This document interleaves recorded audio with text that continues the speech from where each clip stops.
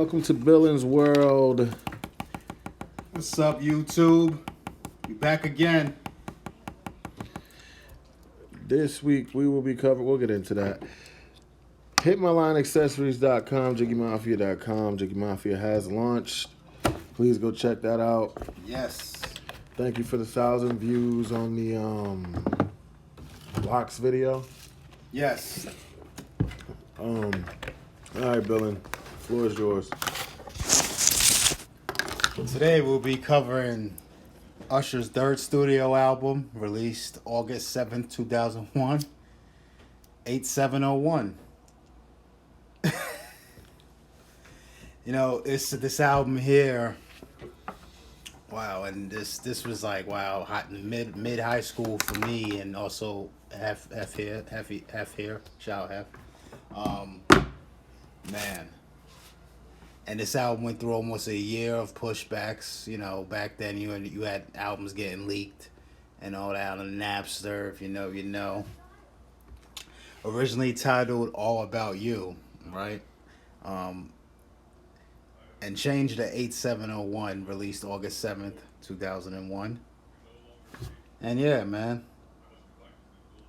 You remind me, you got it bad, you don't have to call. You know what I'm saying? I Don't Know, featuring on Puff, as always my shit. So, Hef, man, what's your take on this album, man? 6 out of 10, man. That's probably the dumbest fucking album name I've ever heard in my life, now that I know what it means. But it has some good music on it, though. Definitely, Which one is my favorite? I think You Don't Have to Call would have to probably be my favorite. I know it's the commercial joint, but... Yes, even the remix back then with Luda. Oh, I'm a player. You know what I'm saying?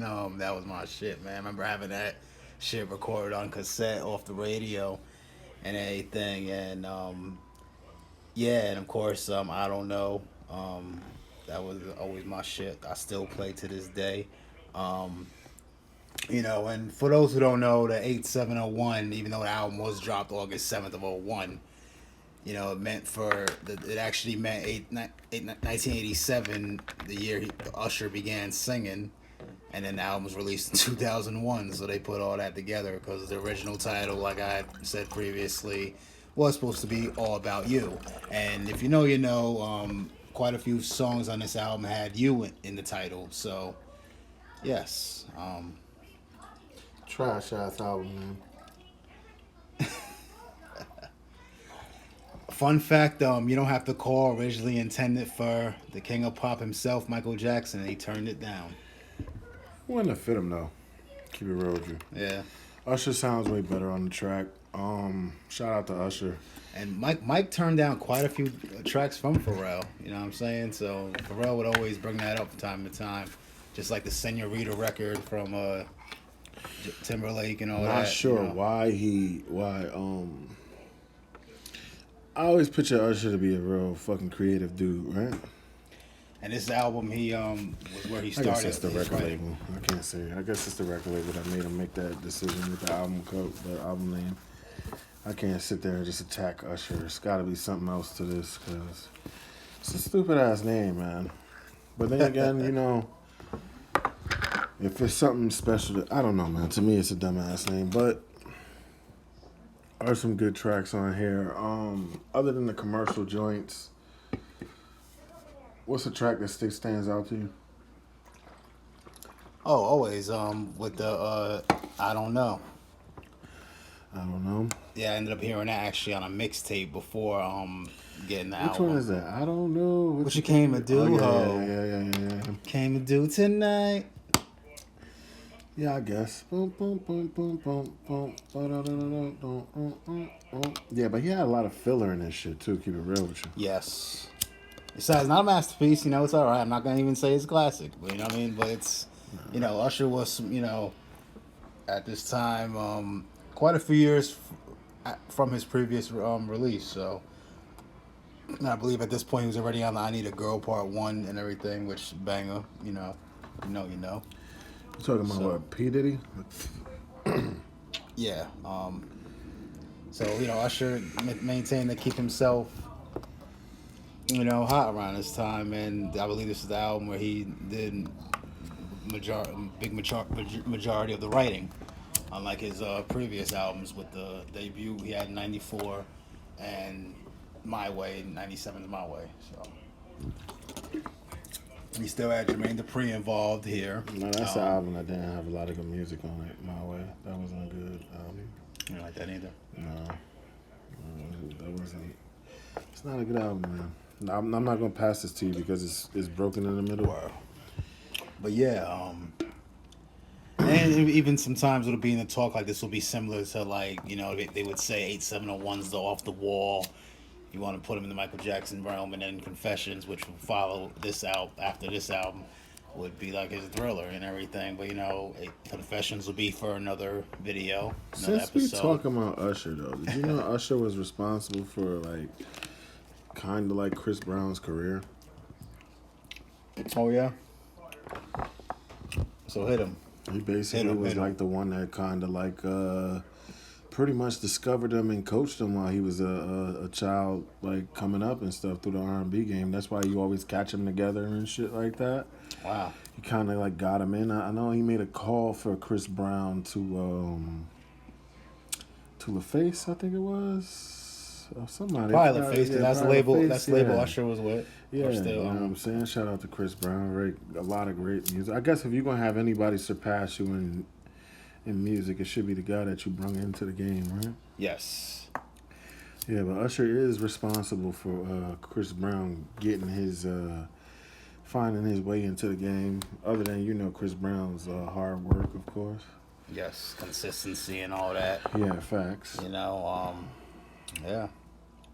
Which is major key in this to last in this game. I feel like Usher one of them dudes though. Usher's longevity. He had longevity in his game.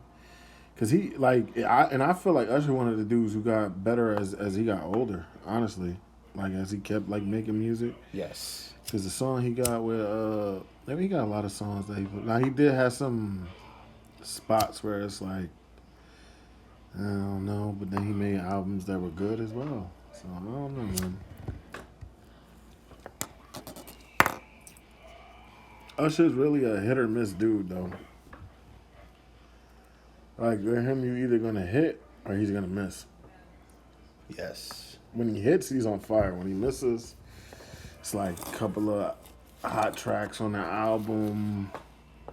But, you know what I mean? But everybody's got an off night, right? Yes. He even had some legendary production on this album as well from Babyface, the legend, Jimmy Jam and Terry Lewis, who've done plenty of, they have a big track record. Shout out to them. They did a lot of good stuff for Janet Jackson, They probably worked with all the Jacksons probably, but but definitely I would agree with it being some filler on here or whatever, but this is always gonna be something album that stands out because that time back in high school and all that, with I don't know, you don't have to call and all that, and you remind me. Some good tracks, man, but Confessions has got this shit beat by a mile. Let us know what you think, y'all. Hit that like button, hit that share, subscribe. In the comments, tell us which album is better from Usher, 8701 or Confessions. I'm pretty sure we're going to get a whole bunch of Confessions. You don't have to call. That was a good song, but man, it's okay, bitch. If you compare the bodies of work, man, it's a whole different game. Yeah. Whole different game. Production-wise, feature-wise, everything was different off this joint. So yeah, pretty much, and said what I had to say with this album, and yeah. Where we at? 8701. 8701. Let me see. I don't know, man. 8701. Is there anything else I want to say about this album? All right, so rate it then. Let's get a ratings and then we'll get out of here. What's the rating on the album for you? 1 to 10. What do you give it? I'll give it about a 7. Classic or tragic? Oh well, it's probably in between. You know, I wouldn't say masterpiece and Classic or tragic?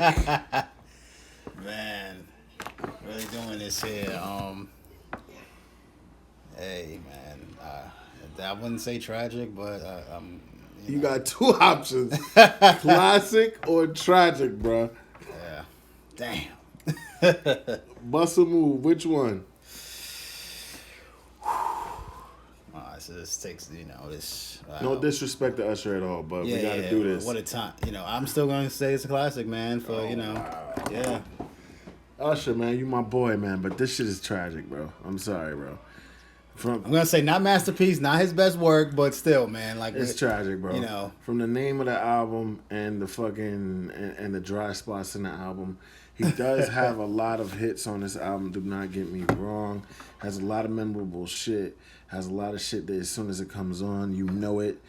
But there's also a bunch of other shit that you're like, huh? Who sings that? Usher sings that? Really? Yeah. So, from my standpoint, tragic, but I give it a 6 out of 10. Billin says 7 out of 10. You remind me of a hoe that I once knew. Make sure you guys like, comment, and subscribe. This is Billins World. HitMyLineAccessories.com. JiggyMafia.com. Check it out. AirTimeMusicLLC.com. We'll see you again next week.